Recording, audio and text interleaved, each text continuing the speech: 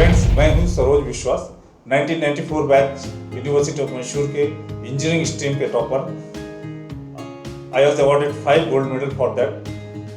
मैं MTech in structural engineering भी हूँ आईआईटी दिल्ली से।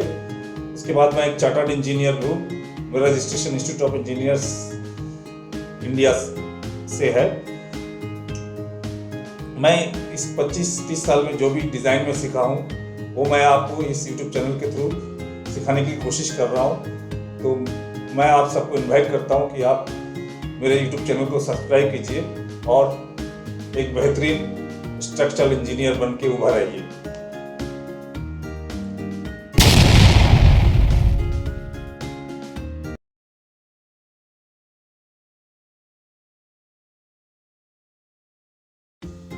हमने अपने लास्ट वीडियो में ये डिस्कस किया था कि इस सेक्शन में हम इलेक्ट्रिक ओवरहेड ट्रैवलिंग क्रेन के बारे में डिस्कस करेंगे और ब्रैकेट कैलकुलेट करेंगे कि हमें स्टार्ट के मॉडल में ब्रैकेट के ऊपर कैसे लोड असाइन करना चाहिए। तो ये जो आप स्क्रीन में देख रहे हो ये एक टिपिकल ईओटी क्रेन है। मैं जनरली डीमैक की ईओटी क्रेन का डिटेल नहीं लेना प्रेफर करता हूँ क्योंकि उसमें ज़्यादातर रिक्वायर्ड डिटेल इजीली अवेलेबल है। तो आप देखिएगा ये हमारा जो स्पैन था, जो मॉडल में स्पैन था, क्लियर स्पैन वो करीब 35 मीटर का था। ये 35 मीटर स्पैन के क्रेन का डिटेल है। इसका नीचे सब दिया हुआ है। ये इसका जो लोड्स है वो सब हमारे एलबीज में दिया हुआ है। कुछ डायमेंशन बल्कि एमएम में दिया हुआ है, लेकिन ज़्यादातर डाटा जो है लोड वगैरह जो है वो इंच या एलबीज में पाउंड्स में दिया हुआ है। तो जब देखिएगा जो 116 फीट लगभग 35 मीटर होता है, इसके डाटा हमें पिक करना है। तो ये वाले क्रेन का जो ग्राब वेट वगैरह यहाँ पे दिया हुआ है आपका।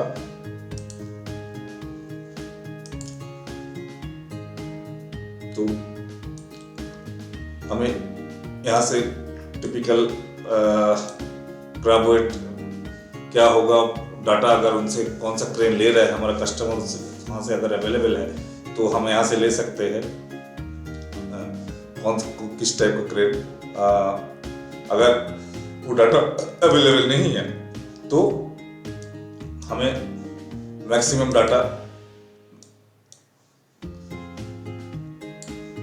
डाटा लेके चलना चाहिए। तो यहाँ पे देखिएगा ये जो है,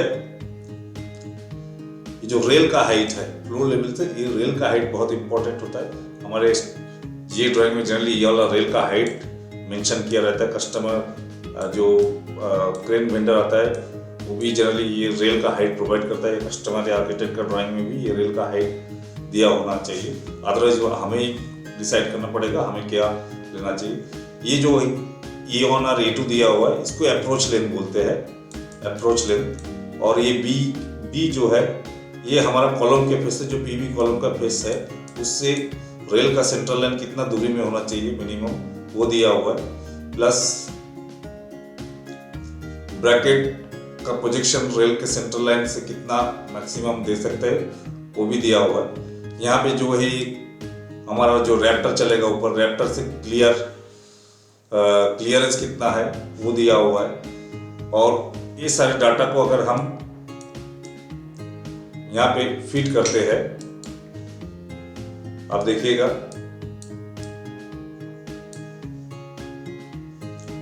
यहाँ पे जो है मैक्सिमम स्टैटिक व्हील लोड 83 मैंने उसी चार्ट से लिया हुआ है।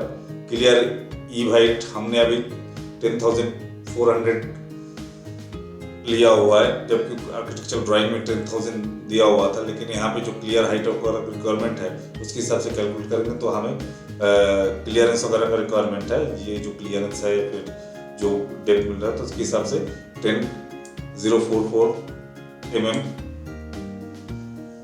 लेना पड़ेगा।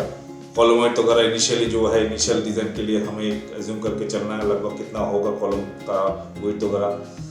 ब्रैकेट किस लेवल में प्रोवाइड किया हुआ है, अगर हमें 10,000 mm ही क्लियर डिस्टेंस रखो, तो हमें ये ब्रैकेट का डेप्थ प्रोवाइड करना पड़ेगा, या फिर हमें घंटी कटर को ऐसे रखना पड़ेगा ताकि थोड़ा सा टेपर्ड एंड की तरफ और मिड स्पैन की तरफ फुल डेप्थ का, सो दैट हमें जो रिक्वायर्ड क्लियरेंस रूफ से ग्राफ का वो मिल जाए।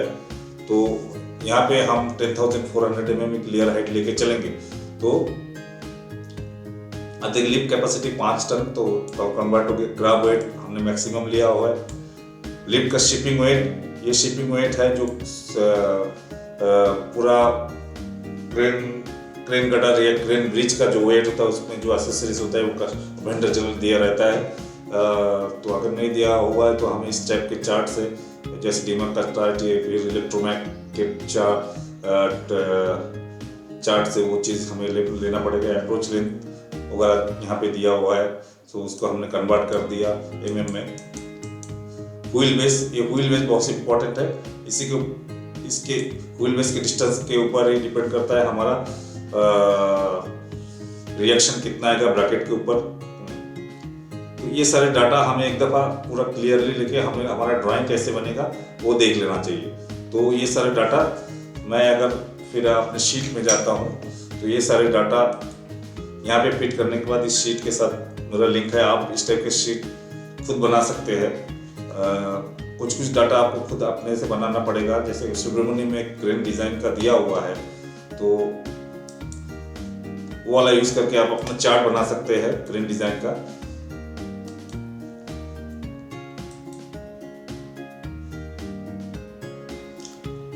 ये वाला शीट आप design of steel structure limited method by N Subramaniam से प्रिपेयर कर सकते हैं। मैं कोशिश करूंगा कि ये शीट मैं व्हाट्सएप ग्रुप में प्रोवाइड करूं।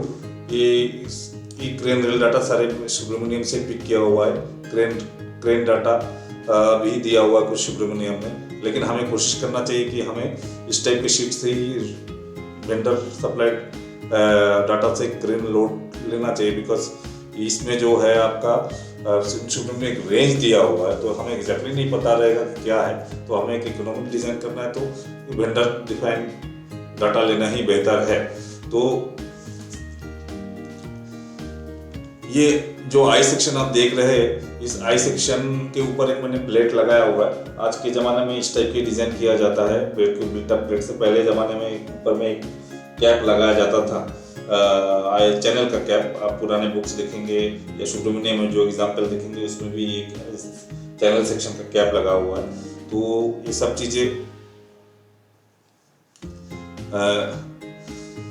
चीज़ों का डिटेल आपको कोई भी किताब से मिल जाएगा। मैं फॉर एग्जांपल सुब्रमण्यम का एक व्यू दे देता हूँ। ये जो बुक है, इस बुक को हम जनरली स्टील स्ट्रक्चर के श्रीमद् भगवत गीता बोलते हैं। तो हमें अगर लिमिटेड मेथड में डिज़ाइन का फंडामेंटल बेसिक कॉन्सेप्ट अंडरस्टैंड करना है, तो ये बुक मस्ट है। इसी बुक से मैंने एग्जाम्पल लिया हुआ है, लेकिन ये थोड़ा सा कंसल्टेंट पॉइंट ऑफ व्यू से दिया हुआ है। प्रैक्टिकल पॉइंट ऑफ व्यू थोड़ा सा अलग होता है। हमें ईज कहाँ से कंस्ट्रक्शन में ईज किस टाइप के मेथड में मिलेगा वो ज़्यादा चीज़ है, लेकिन कॉन्सेप्ट के लिए this book is the best. तो कमिंग बैक, तो ये जो है आप देखिएगा, इस जो आई सेक्शन का डिज़ाइन है, ये डिज़ाइन जो है मैंने नॉर्मल आई सेक्शन का design, plastic section, pro section, classification जो भी है सब ये मैंने सुब्रमण्यम से लिया हुआ है। सुब्रमण्यम के एग्जाम्पल के हिसाब से फिट किया हुआ है। तो ये शीट आप कोई भी एग्जाम्पल देख के बना सकते हैं। ये सारे करेक्शन आप देखेंगे। मैं ये शीट हमारे सब्सक्राइब के व्हाट्सएप ग्रुप जब बनाऊंगा मैं, तो मैं ये शीट उसमें अपलोड कर दूंगा। लेकिन वो शीट एडिटेबल नहीं रहेगा। आप इसमें मैंने फार्मूला वगैरह कैसे यूज़ किए वो सब देख सकते हो, लेकिन मैं चाहता हूँ कि आप अपना शीट खुद बनाइए ताकि आपका कंसेप्ट जो है पूरा क्लियर रहे। तो इसमें अगर हम आते हैं, हम देखेंगे कि हमारा क्रेन जो होता है, अब अगर आप क्रेन का कंसीडर करोगे तो ये हमारा क्रेन ब्रिज हो गया। अगर क्रेन ब्रिज जो भी है ऐसे बॉक्स गर्डर टाइप का हो सकता है।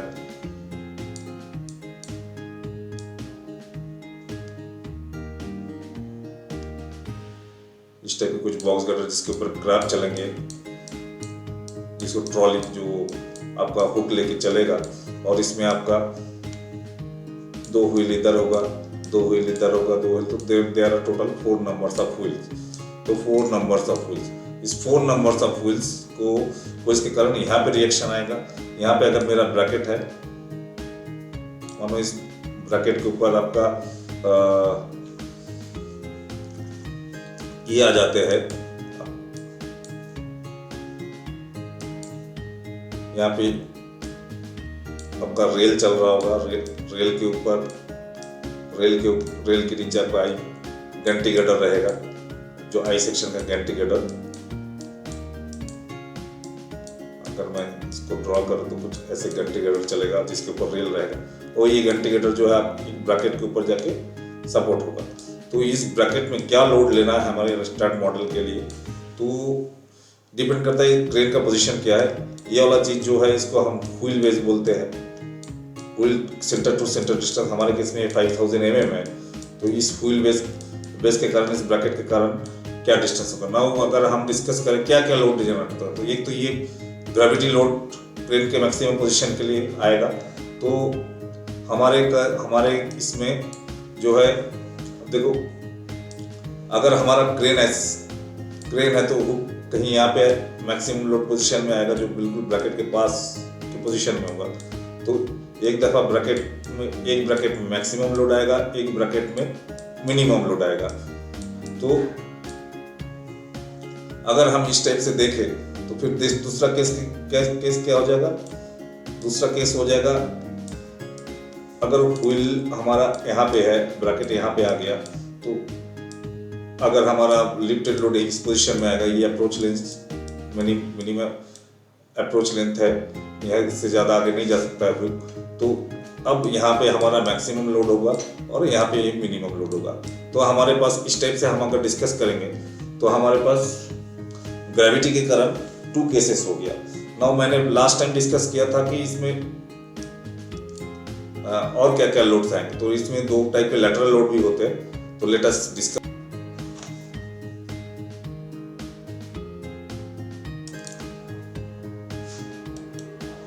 सो हियर आई एम, यहाँ पे मैं यही शो कर रहा हूँ कि कैसे क्रेन का प्राइमरी लोड कैसे तैयार होता है। अब देखिए, पहले एक दफा लेफ्ट में मैक्सिमम व्हील स्टार्ट के ऊपर मैक्सिमम रिएक्शन आएगा ब्रैकेट के ऊपर, उसके बाद राइट में मिनिमम, ऐसे ही फिर लेफ्ट में मिनिमम, राइट में मैक्सिमम। अब मैं इसके कारण जो सर्ज लोड बनता है, सर्ज लोड जो है आपका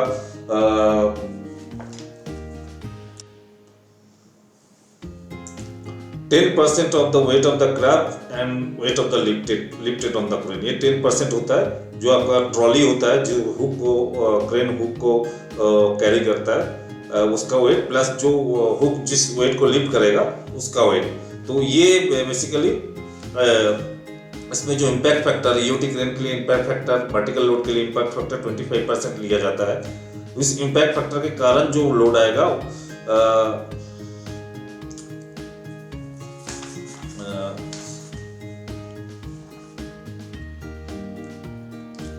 वो लोड नहीं, ये सिर्फ 10% of the lifted load plus 10% of the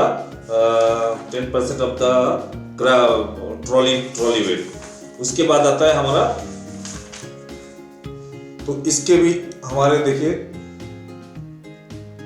इसको हम फिर लेफ्ट राइट करके असाइन करेंगे।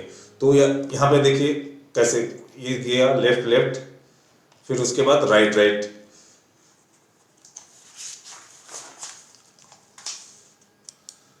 उसके बाद आता है जो हमारा लॉन्गिट्यूडनल लोड। यहाँ पे मैंने लिखा है max towards out of the crane girder, एक out of the crane girder, यहाँ पे out of the crane girder along the axis of the longitudinal axis of the rail होगा या फिर axis of the gantry girder होगा। तो ये FX जो है, मैं आपका डायरेक्शन है जो स्टार्ट के हिसाब से है। तो अब देखिए मेरे पास ऑलरेडी ऊपर में 4, अब इसी 4 केस के लिए एक दफा out of the crane girder, एक दफा इनटू द क्रेन गटर। तो out of the crane gutter फिर हमारा 1 2 3 4 केसेस बन जाएंगे। अब देखिए लेफ्ट, ठीक है, उसके बाद फिर इनटू द क्रेन के लिए फिर 4 केसेस, तो हमारे पास 5 6 7 8 टोटल सिंगल ब्रेक क्रेन के लिए total 8 cases of primary crane load होगा। तो इसके बाद हम जाते हैं हमारे ब्रैकेट में क्या रिएक्शन आएगा, ठीक है। तो ये ब्रैकेट की पोजीशन के हिसाब से मैंने रिएक्शन निकाल के रखा है, आपसे मैंने डिस्कस किया था कि ब्रैकेट में कैसे रिएक्शन आएगा। ये मेरा व्हील है, तो मैक्सिमम स्टैटिक व्हील अगर ऐसे है तो हमारा ब्रैकेट अगर कहीं इधर है तो इसके पोजीशन के हिसाब से यहाँ पे दो व्हील का पूरा लोड तो नहीं आएगा। तो ये आप बाय इन्फ्लुएंसर डायग्राम ड्रॉ कर सकते हैं या फिर आप मैनुअली भी खुद कंप्यूट कर सकते हैं, या जो एन शेब्रुमिनिया में जो फॉर्मूला दिया हुआ है उसके हिसाब से भी कंप्यूट कर सकते हैं। तो हमें मैक्सिमम लोड तो मिल गया, तो हमें मिनिमम लोड भी चाहिए। मिनिमम लोड में क्या आएगा, आप क्रेन का हुक के पोजीशन के हिसाब से दूसरी तरफ जो हमारा ये रहेगा, दूसरी तरफ जो क्रेन रहेगा मानो इधर, तो यहाँ पे हुक को रख के फिर यहाँ पे हुक का पोजीशन, ये जो अप्रोच लेंथ है, अप्रोच लेंथ ए, हुक का पोजीशन के हिसाब से यहाँ पे भी मिनिमम रिएक्शन आएगा, उस रिएक्शन को भी कंप्यूट करना है। तो हमारे यहाँ पे देखिए कितना आ रहा है, 144 किलो न्यूटन और 97 किलो न्यूटन मिनिमम लोड। अब इतना ज़्यादा क्यों है 97, क्योंकि तो क्रेन गर्डर का जो सेल्फ वेट है या क्रेन ब्रिज का जो सेल्फ वेट है वो तो हमेशा यहाँ पर दोनों जगह रहेगा ही रहेगा, ठीक है। और उसके बाद हमारा आ जाता है इसी क्रेन गर्डर के बाद आ जाता है हमारा सर्ज लोड। अब सर्ज लोड का एक दफा इधर एक दफा इधर, तो ये जो सर्ज लोड है 5% ऑफ द ग्राब वेट और sorry it is 10% of the trolley weight plus lifted load का लोड होगा। अब ये जो है ये तो एक दफा इधर और इधर। उसके बाद इसमें जो है अब हमारा जो क्रेन का व्हील होता है, कभी ये तो ऐसे भी हो सकता है जिसमें एक ही फ्लैंज हो, ऐसे एक फ्लैंज हो, नीचे रेल आ जाए, ऐसे रेल आ जाए जो हमारा रेल। तो इस केस में जो है अगर लोड यहाँ है तो इस तरफ का जो क्रेन ब्रिज जो चल रहा है उसका जो इधर वाला व्हील होगा, ओके। तो ये तो इसमें तो कोई रेजिस्टेंस क्रिएट नहीं होगा, तो सारे रेजिस्टेंस जो है इसी एक रेल में क्रिएट होगा। तो कभी कभी 2 फ्लैंज भी होता है आपका इसमें, तो उसमें बहुत दोनों गटर में लेके चलना, लेकिन क्रिटिकली एक गटर एक ही रेल में लोड ट्रांसफर कंसीडर करके चलेंगे तो हमारे लिए बेहतर है, क्योंकि जब तक हम नहीं जानते क्रेन वेंडर से ये डाटा नहीं मिलता कि क्रेन का जो व्हील बेस है उसमें जो व्हील लगा हुआ है उसमें 2 फ्लैंज है कि एक फ्लैंज है, तो हम इस रिएक्शन शीट में एक ही फ्लैंज कंसीडर करके चले हैं। अब देखेंगे मैं यहाँ पे देख भी रखा हूँ कि लेटरल थ्रस्ट सब registered by one side assume, तो इसके हिसाब से लेटरल थ्रस्ट आएगा इधर। तो मैंने थोड़ा बहुत लेटरल सर्च का परसेंटेज यहाँ पे रखा हो, तो ये पूरा का पूरा लेटरल थ्रस्ट इतना है 3.9 किलोमीटर, लेकिन 1.6 किलोमीटर मैंने ये जो 97 किलोमीटर का मिनिमम वर्टिकल लोड है उसके हिसाब से थोड़ा सा इसको इंटरपोलेट करके यहाँ पे डाला हूँ। फ्रिक्शन के कारण कितना जनरेट होगा हम एग्जैक्टली कंप्यूट नहीं कर सकते, तो ये 1.6 किलोमीटर सेफर साइड में है। तो उसके बाद हमारा आता है नेक्स्ट लोड जो आता है हमारा, वो आता है क्रेन का लॉन्गिट्यूडनल सर्च। इस लॉन्गिट्यूडनल सर्च में सर्च जो होता है जो मैक्सिमम स्टैटिक व्हील लोड है उस व्हील लोड का 5% होता है, लेकिन इसमें ये मैक्सिमम स्टैटिक व्हील लोड में हमारा इम्पैक्ट फैक्टर भी आ जाएगा। तो हमारा अगर 83.4 एक मैक्सिमम व्हील लोड है, उस व्हील लोड के कारण क्या रिएक्शन जनरेट हो रहा है, मैक्सिमम 144 किलोमीटर। तो उस 144 किलोमीटर में हमारा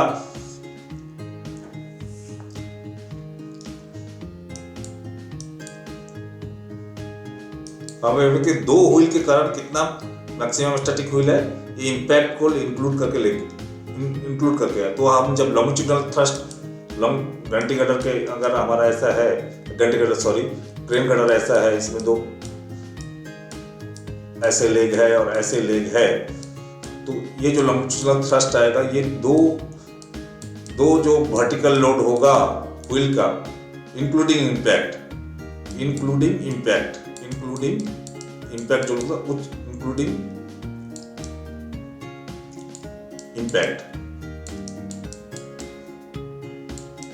25% जो यूटी क्रेन के लिए होता है वर्टिकल लोड के लिए, उस लोड का। तो हमारे यहाँ पे कितना है 104.2 का 5% हमारा लेटरल लॉन्गिट्यूडनल थ्रस्ट होगा। तो ये हम एक दफा दोनों इस थ्रस्ट को हम डिवाइड करके दोनों एंड में अप्लाई कर सकते हैं। तो यहाँ पे मैंने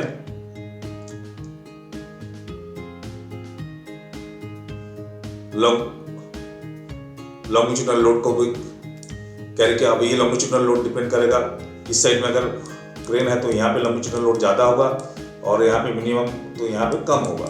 यहाँ पे क्योंकि क्रेन हमारा अप्रोच लेंथ के इधर है, तो एक दफ़ा एक साइड में मैक्सिमम होगा जहाँ पे मैक्सिमम वर्टिकल लोड है, एक साइड में मिनिमम होगा जहाँ पे मिनिमम एक्सियल लोड है। तो हमारे पास अभी सारे लोड आ गए। क्या क्या लोड आ गए हमारे पास?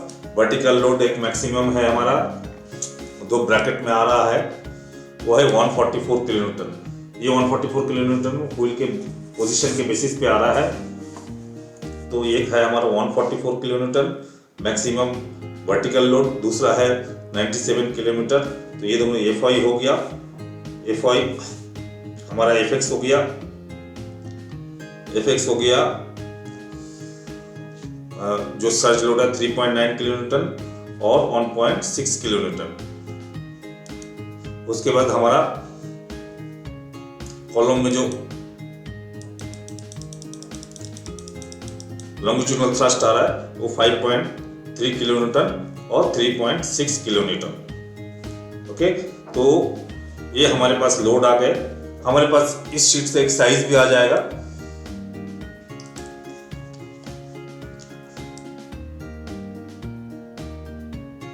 ये वाली साइज जो है हमने लिया है, तो यहाँ पे हमारे पास साइज भी यहाँ पे आ जाएगा 275/16 ऊपर, 225/16 नीचे और 225। तो ये आई सेक्शन जो है आपका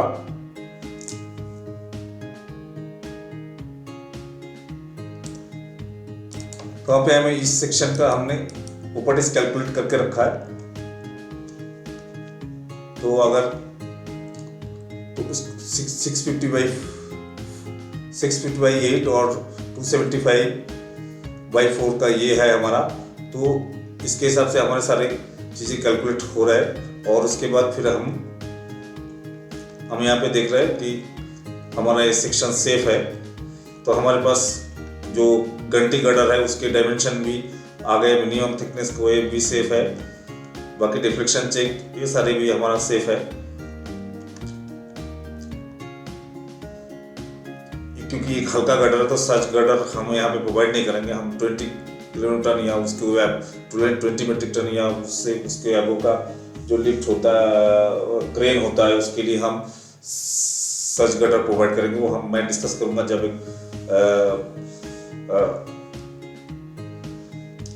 मल्टी वे क्रेन डिस्कस करूंगा, तो उसमें सच गर्डर एक अराउंड 25 या 30 टन का क्रेन लेके डिस्कस करूंगा क्या होता है सच गर्डर। एज ऑफ नाउ आप लोग पहले ऑन वे सिंगल गर्डर एक लाइट ड्यूटी क्रेन को पहले ही सीख लीजिए। तो हमारे पास इसका भी डाटा आ गया। घंटी गर्डर के लिए जो चाहिए, तो मुझे फ्लैंज टॉप फ्लैंज चाहिए 275/16। तो उसके बाद उसमें जो आई गर्डर होगा उसका वो ये होगा 650/8 एंड फ्लैंज होगा 225/16। तो ये हमारे पास ऑलरेडी डाटा है जो कि हमारे इसके लिए सेफ है। तो हम अब फिर से हम अपना स्टड के मॉडल में जाते हैं। स्टड मॉडल था, तो इसमें हमें ये देखना पड़ेगा कि यहाँ पे ब्रैकेट लेंथ स्टड 605 mm, तो हम 610 mm लेके चलते हैं। ये जो सेंटर ऑफ द रेल यहाँ तक ब्रैकेट लेना पड़ेगा, तो सेंटर ऑफ द कॉलम से तो हम पहले ब्रैकेट प्रोवाइड कर देते हैं स्टैंड में। पहले तो हम यहाँ पे जाते हैं, ब्रैकेट लेवल के सेक्शन काट लेते हैं, tool cut section, exit plane on 59, तो ये हमारा ब्रैकेट लेवल के सेक्शन आ गया। तो मैं पहले क्या करता हूँ, copy geometry, translation repeat, Z 0.6 on 0, link step, okay, control Z क्या हुआ, geometry, translation repeat, Z 0.610, link step, okay, sorry अब गलत X में लेना है, geometry, translation repeat, X 0.610, link step, okay, बन गया। Geometry, select translation repeat, -0.610, link step, okay. अब ये सारे जगह पे हमारा कॉलम तो है नहीं, तो हम नो सपोर्ट लगा देते हैं इसमें। असाइन, तो अब हम इसके प्रॉपर्टी भी एक अभी टाइमिंग के लिए ISMB 500 ले लेते हैं कोई, बाद में इसको हम चेंज करेंगे टेपर्ड सेक्शन में। इंडियन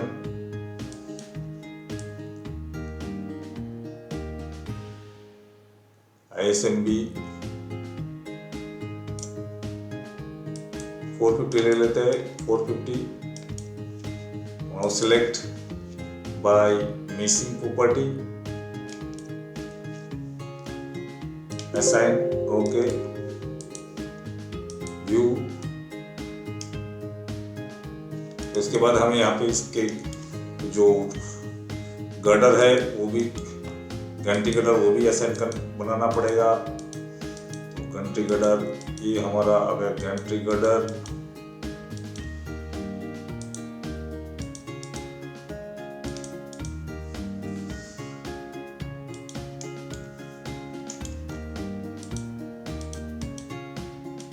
इसको टाइमिंग के लिए ISMB 600 ले लेते हैं, बाद में हम इसको एज पर जब बाकी सेक्शन को चेंज करेंगे इसको भी हम चेंज कर देंगे।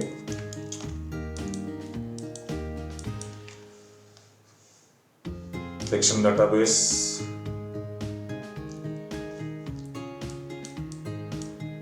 Indian ISMB 600 assign. ये ऑलरेडी हमने घंटी गर्डर को हमारे एक्सेल शीट में डिजाइन करके रखा है, लेकिन अभी टाइम बीइंग के लिए मैं ISMB 600 लेके चल सकता हूँ। अब देखिएगा ये जो घंटी गर्डर है इन दोनों के सपोर्ट के बीच में कोई ये नहीं होता है। मैं इसका जब डिटेलिंग करूँगा ये सारे सिंपली सपोर्टेड होते हैं जो घंटी गर्डर होता है। तो command member expectation release start MZ assign MY assign. अब हमें इसमें लगाना है लोड, तो हम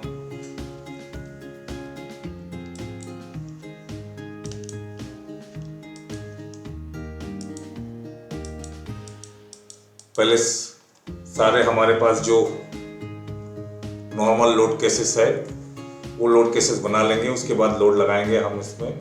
तो एक एक करके सारे लोड लगाएंगे हम नेक्स्ट सेक्शन में, इंक्लूडिंग द घंटी गर्डर लोड। हम उसमें बाकी लोड कॉम्बिनेशन भी क्या कर रहे हैं वो भी लगाएंगे। तो ये वाली सेक्शन में यहीं पे खत्म करता हूँ। नेक्स्ट सेक्शन में हम लोड लगाएंगे। It will be application of gravity load, lateral load plus crane load.